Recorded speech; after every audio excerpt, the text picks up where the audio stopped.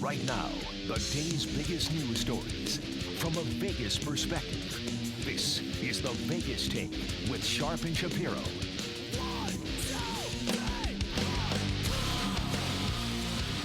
All right, welcome back. It is the Vegas Take, Sharp and Shapiro, hour number 3. So glad you could join us. Going to switch things up here a little bit. By the way, as I mentioned, coming up here at the bottom of the hour, UNLV Athletic Director Desiree Reed-Francois will be joining us. So a lot to get to with her. Some positive stuff around UNLV, so glad to have her on coming up here in just a little bit. But as we mentioned, this is the national championship game tonight. It is a game that I think a lot of people, including myself, have been looking forward to. Of course, it's LSU versus Clemson. You look at the spread, it's around 5 right now. But to the guy joining us on the line, I really, truly believe William Hill. And by the way, we don't have any sports books that sponsor our show. Maybe that'll change. I don't know. So I'm just going to say this, though, for what it is. I like that, Brian. Smart. I think William Hill is the best, by far the best sports app in town. No, yeah, I just started using William Hill's app about, I think, a month and a half ago. Yeah. And the end game is by far the best. I prefer the selection. So, yeah, I'm at this point, I would agree with you, Brian. They're fantastic. Yeah. And the guy joining us on the line right now, he is with William Hill. That would be Nick Bogdonavich. Nick, thank you so much for joining us. How are you? I'm doing great, guys. Just sitting here watching the bets roll in on this game and can't wait for 5 o'clock to come. Can you share with us what is the biggest bet you've taken on this football game tonight? I don't know off the top of my head. I know there was a $70,000 bet on it, but we do have a regular in New Jersey who's supposed to come in later today and make a $500,000 wager on Clemson. So we're waiting with bated breath on that one, but wow. We'll see what happens. So, he's a gentleman we've done business with for the last few years, so we called ahead, said, listen, I'll be popping in, so we're just waiting to see if he pops in. Will that be Clemson money line or spread? I think he's taking the points. So let me ask you this, just from a perspective. I mean, what does a guy do? Does a guy just walk in with $500,000 cash to the counter? You know what? He has a phone account with us, so I haven't checked his balance to see what he's got in there, but he's a regular, and he plays with us weekly. So wow. But yeah, now there's times when people will show up with a duffel bag full of cash and plop it out there, and you run it through the counters. Of course, a bet that size takes quite a while to get it done. That's why it's so much easier to do it on the mobile app. Of course, that's where everyone's headed. So if a guy shows up with a duffel bag and say he's got like $100,000 in there, and he just drops down a bunch of hundos. And he just wants to bet on a big game, and you would take his action. How long does a transaction like that actually take? Yeah, well, it just depends on how many zeros are on the transaction, but it does take a while. And you see that quite often, whether it's a McGregor fight or a big fight of the past for sure with Hagler and Hearns, or a Super Bowl. The transactions can take a while. That's why you definitely want to be prepared for it. So, Nick, I have a bet over at Westgate. I took an LSU future, put $500 on it at 60-1. I did it a week after the season ended last year. I'm going to hedge today. Tell me what my ideal hedge should be amount-wise at Clemson. We'll say I'm shocked the line. From what I understand, the money is more on LSU, and considering it's a home game for LSU, basically with being the Superdome. I'm shocked I'm shocked the line isn't at 7, 6.5. What should I do? Where do you think this line is going to end, and what should my hedge be? So you got LSU at 60-1? Yes, sir. Wow, that's a great bet. Why didn't you call me? And you're trying to put my good buddy Jay Cornergay out of a job too. You know what? You could do it however you want it. Obviously, this game's dropping, so the money line's dropping. So I think the best out there right now is plus 180. It's just how comfortable you feel. Obviously, you had a strong feeling on LSU. They are at home. It just depends on how much you really like LSU. Obviously, you thought enough of them to gamble on it, but whatever you feel comfortable. If you bet, if you bet 3,000 or 4,000 back, you can lock up a pretty good profit. But it just depends on how much gamble you have on you. You could play it straight down the middle if you wanted, but I have a feeling you want to win a little more with LSU winning than Clemson. Yeah, that's a pretty good feeling, and I think I've handicapped this game a couple of times. I think LSU wins the game, so it's very confusing when the line is moving the way it is. That's why they play the games. If you're just joining us, Nick Bogdonavich from William Hill. Okay, Nick, so I've heard that this is probably going to be the most heavily bet college football game in the history of sports gambling. Can you tell us a little bit about that? Yeah, I would agree with that. I mean, right now it's just the economy's really good, sports betting's on everyone's mind. I mean, they do your show, ESPN show. Everyone's talking about it. Every site you go to, it's just more mainstream right now. Everyone's more educated, and listen.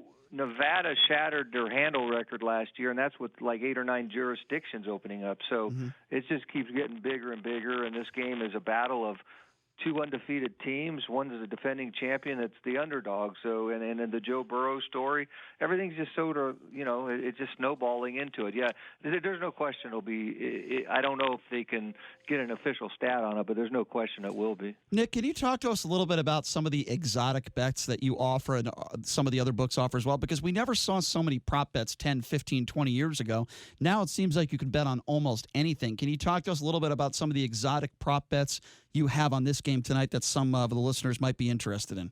Yeah, it's sort of like a Super Bowl type of prop situation. First team to score, last team to score. Will there be 3 unanswered scores?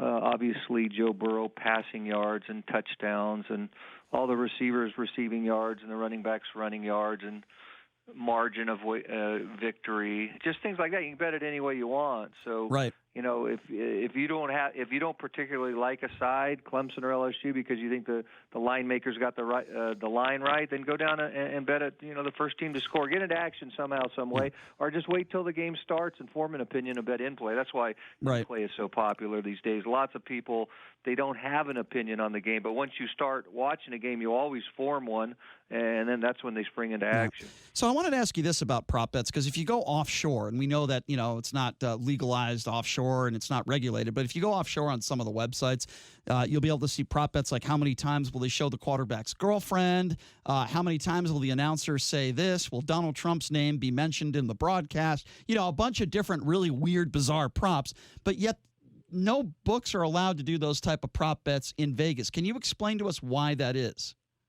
Yeah, well, we're regulated here, so the regulators here want to make sure everything's on the up and up. So they pretty much make sure it has to be decided on the playing field. That way, it's cut and dried, and the consumer gets a fair shake. So, trying to figure out what type of color a Gatorade was thrown on someone. I mean, was it orange or green? And where are you going to go to get that decision? You just got to go with what the book decided on. So, yeah, those are the type of things. I would like to see a prop on how many times Ed Orgeron says "Go Tigers." That's for sure. That's always Go Tigers. That would be a pretty good one. Yeah. So it is my understanding, Nick Bogdonavich, that the Ravens losing made you and many of the other books in town an enormous amount of money. Can you share that with us?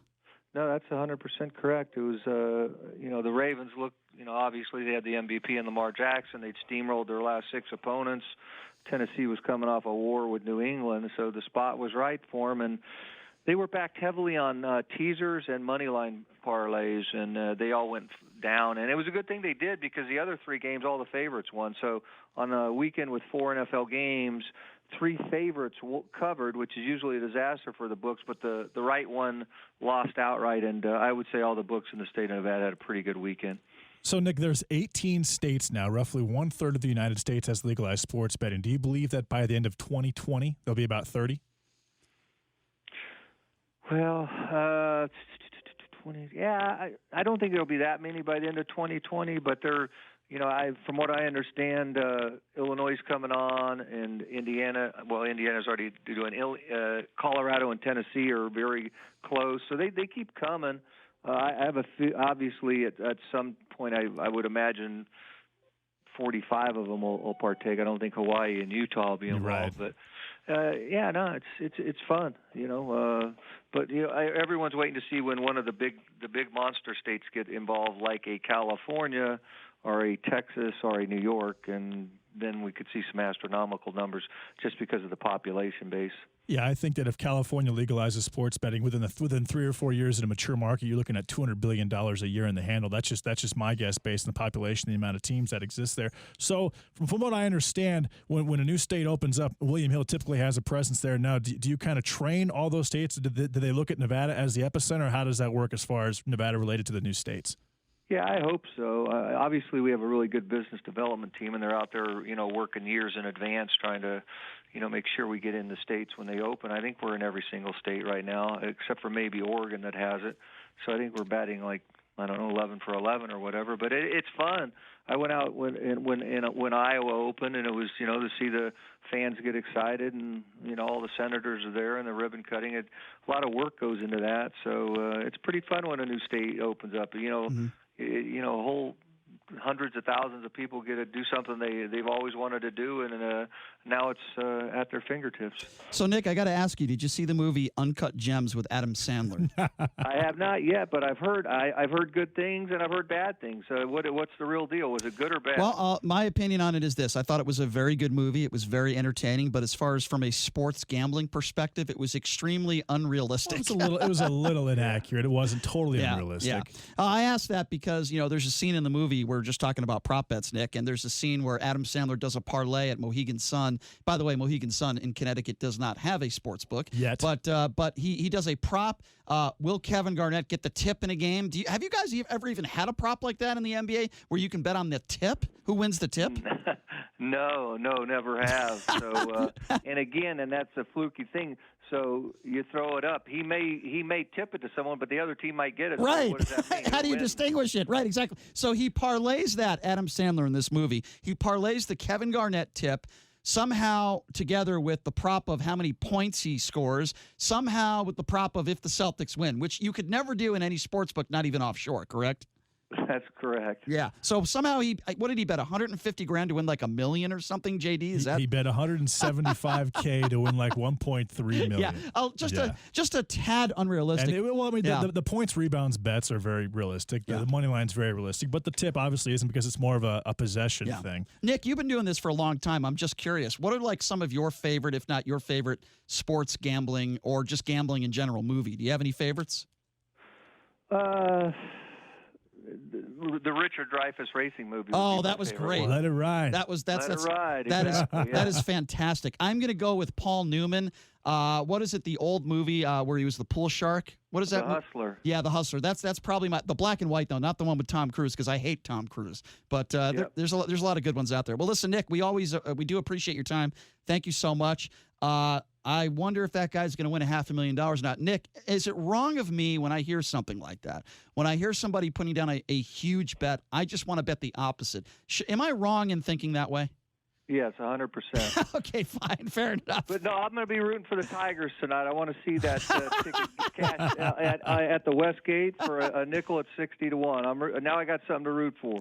Good. We will let you know, Nick, how much money he cashes and if he decides to hedge. I think he should just sit on it. Well, I mean, if someone's going to drop $500,000 on Clemson, that line's going to move at least 1.5 points in the other direction. No, so I got to get my bet in soon. Yes, clearly, you got to get it in as soon as you can. I agree. Nick, thank you so much for your time, man. You guys do such a great job at William Hill. I have the app myself. I've had it for years, and it's by far my favorite. I really mean that. So thank you so much. You guys do a great job. Thank you, guys. Have a great week. All right. Appreciate thanks it. a lot, Nick. There you go. Nick Bogdonavich with William Hill. And I do mean that, by the way. I think their app is fantastic. We're going to take a quick break. And when we come back, a Vegas high school teacher caught masturbating? Yes, that's right. We'll go from sports gambling to masturbating. We'll take a quick break. We'll be back right after this. You are listening to The Vegas Take.